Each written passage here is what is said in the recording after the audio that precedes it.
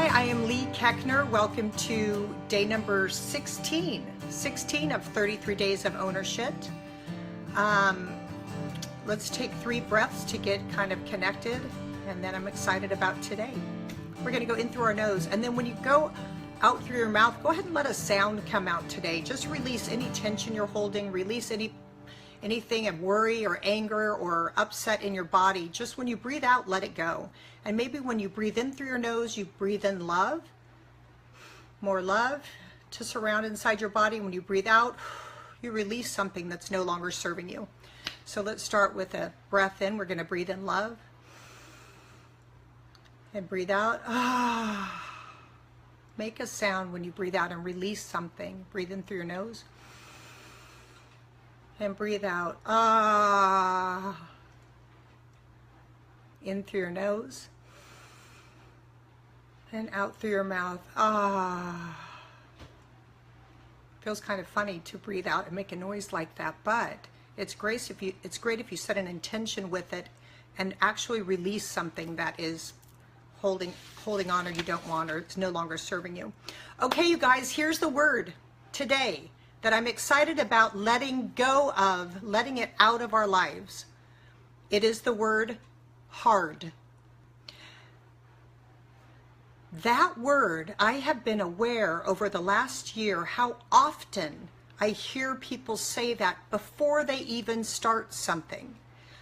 Like someone was going through a divorce, and I said, well, have you started a dialogue about this next phase with your ex? And they said, no, you don't get it. It's hard. It's got to be hard. You don't just start a dialogue. It's hard. And I was like, all right. And I just stepped back with complete compassion because I have not gotten a divorce yet. No, I'm kidding. But I haven't got divorced, so I did step back and just release it. But I was just aware of, I really heard the word hard and how that person was committed to that word in that situation. And then I remember back when I did my very first creative project, I was going to write a one-woman show. I'd just gotten home with my first kid. I worked my whole adult life until I got married and had a baby, and I was home. And I was just sitting there with this little blob that wasn't like doing anything except eating and pooping. And I was bored, and I was like, what am I doing? Well, I want to do something. And I was like, oh, I'm going to write a one-woman show. I'm going to write a one-woman show, and I'm going to get a development deal from it, and I'm going to get on television and going to do it on television. So my husband came in one night, I was typing, and I was like, honey, I'm going to write a one-woman show. And he was like, who are you? I thought you just want to stay home and get married, be a stay-at-home mom. I was like, I did too till I got here. Anyway, I told him I'm going to write a one-woman show. I'm going to write every night for 1 hour, blah, blah, blah. And he said, Leigh, it doesn't work that way. It's hard. It's hard out there. You can't just write a show and get a meeting and be on television. That's not how it works. It's hard. I've been doing it 20 years. And by the way, I honor my husband. I love him. And he has made an amazing living for us, life for us. So I'm not discounting him. I just remember this moment 20 years ago when he told me, it's hard. You don't get it like that. You have to work hard for a lot of years and this kind of energy. And I just was like, I said, you know what, babe? I am going to write my one-woman show. I'm going to get on television with it, and I'm going to get a development deal from it. If you want to support that, awesome. But if you want to throw obstacles of hard at me, I'd ask you to keep them to yourself and just let me do this 1 hour every night while Charlie's asleep, and then we'll watch our night show or whatever we're going to do. And I ended up doing my one-woman show. I got asked to do it at the HBO workspace.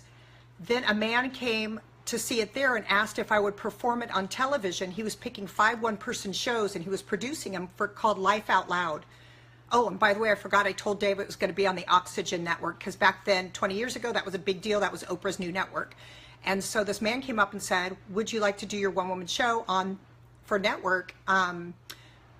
5-camera audience. I was like, yes, I do want to do it. I was like, who's it for? He said Oxygen Network. And then I had a development deal, or I had a development meeting at Paramount after, which didn't come to fruition. But I remember my husband just scratching his head going, it's not supposed to be that easy. So that is my example of when you are clear with your intention of what you're going to do, you move forward and you give that your attention, that grows. So if you start out with something and you say, this is going to be hard, guess what? It is going to be hard. Whatever you say, what your thoughts are and what you say is what you create. Your life is the way it is because of your thoughts and your reaction to life. Remove the word hard from your sentences. Are things going to be challenging? Yes. Are we here to learn and grow? Yes. Are we going to fall down sometimes? Yes. But we don't have to start with saying it's going to be hard. We can start with, I'm going to move through this with grace and ease, and I'm going to learn from all the bumps and the cuts and the bruises. And at the end, I'm going to have the thing that I want, that I desired, because I gave attention to my intention. All right, now I'm going to do a little reading. So you guys know Deepak Chopra and Oprah Winfrey do these 21-day meditation challenges. Their last one is my personal favorite. It's called Desire and Destiny. The path of following your joy is guided by the spiritual law of least effort. It says that nature's intelligent functions with effortless ease. Nature provides wonderful examples of this spontaneous creation. A rose doesn't struggle to blossom. It simply unfolds into its beauty and grace. Birds don't make heroic efforts to fly. They just fly. It is the nature of the sun to shine and the nature of the stars to sparkle. And it is human nature for our dreams to manifest into physical form reality, form easily and effortlessly.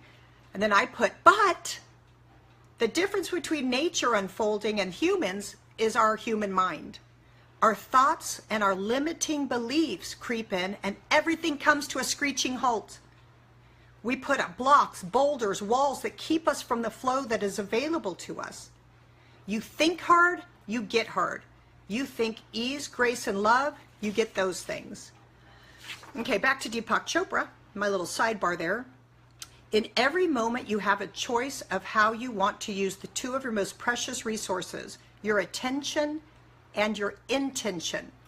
If you say it's going to be hard, you are giving yourself blocks to build a wall. You are giving your attention too hard.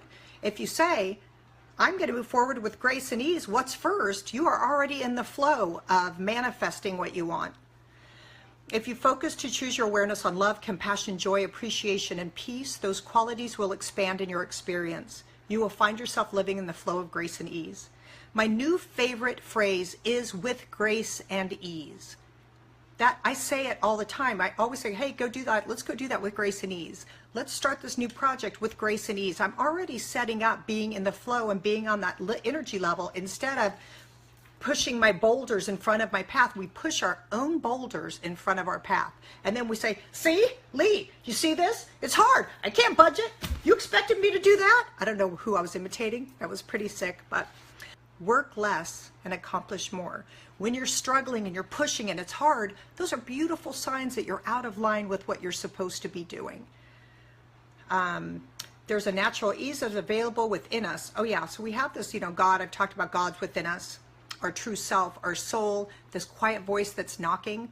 The only way to access that is through quieting our mind, moving from our mind to our heart. Every time you want to plant your feet in cement by thinking or saying it's going to be hard, pause. Bring awareness to it. Awareness is the key to all change. Knowing your patterns so you're not sleepwalking doing the same thing. Bring awareness to it. Choose differently. Let hard guide you back to what you want. Then focus on that. Not an invisible struggle you're creating before you even begin. Focus on what you desire with attention to your intention and watch it manifest. It is strange that when we know what we want and we remove the blocks, we just go get it. And it is with grace and ease. When we are struggling and we're like this, we're usually out of line with what we're supposed to be doing, or we're going about it wrong. We're not being quiet and tapping here. We're pushing through and fighting. And we know people who say, you got to work hard and no pain, no gain. That's a bunch of crap. That's something that we were taught and we bought into, and people are stressed out, overworked, exhausted, overweight, on anxiety medicine because we're out of line with why we're here, and we're creating obstacles we don't need to carry on our back.